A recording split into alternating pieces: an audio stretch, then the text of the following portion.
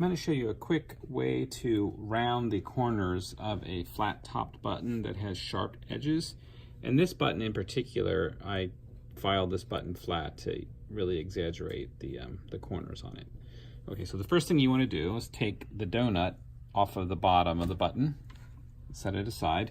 It probably would get lost in the drill if you didn't take it out. You can leave the felt through the middle of the button though.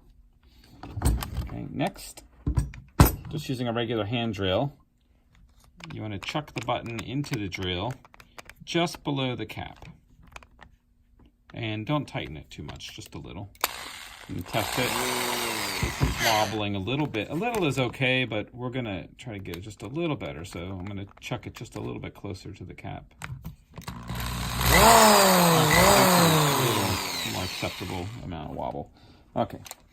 So with a file clamped down to a tabletop, you probably want to use a mill file if you can get it. This is a single cut file, meaning there's just one type of line, one directional lines going through.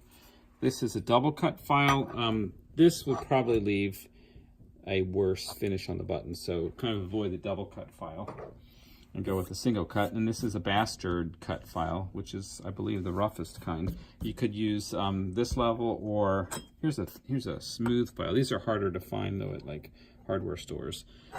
This would give a slightly nicer finish. Anyway, we use the bastard cut file. What you want to do is have the file moving, in this sense, from my perspective, looking straight down, it would be clockwise.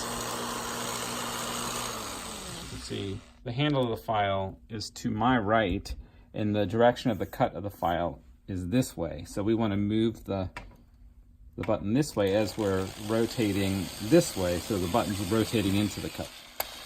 Right?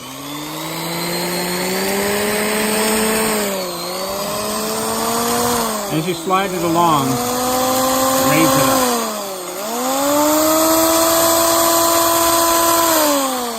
And then every so often check your progress. It's a little rounded. We're not pressing down too hard.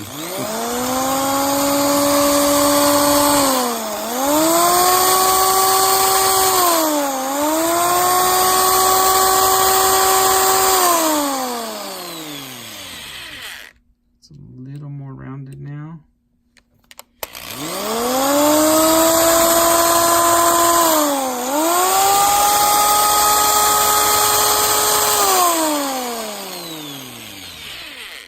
Okay, we could stop at this point or keep going to however round you would like it. You can see the top, it's still pretty shiny and really doesn't need any polishing at this point. If you wanted to polish it, you could take it to some very fine grit sandpaper, like 2000 plus, or if you had a buffing wheel, that would be better, or even a Dremel with one of those little buffing wheels on it and some metal polishing compound.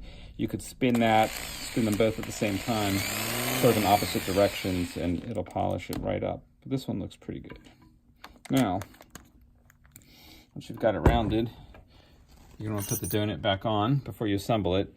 And if you would happen to knock out the felt when you were putting the lever back on, this is new felt, so it's pretty firm, but if yours has been used for a while, the felt might get pushed out as you're putting it back on the lever.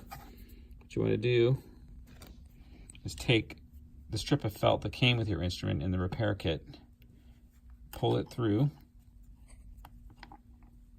We always put the open end at the bottom,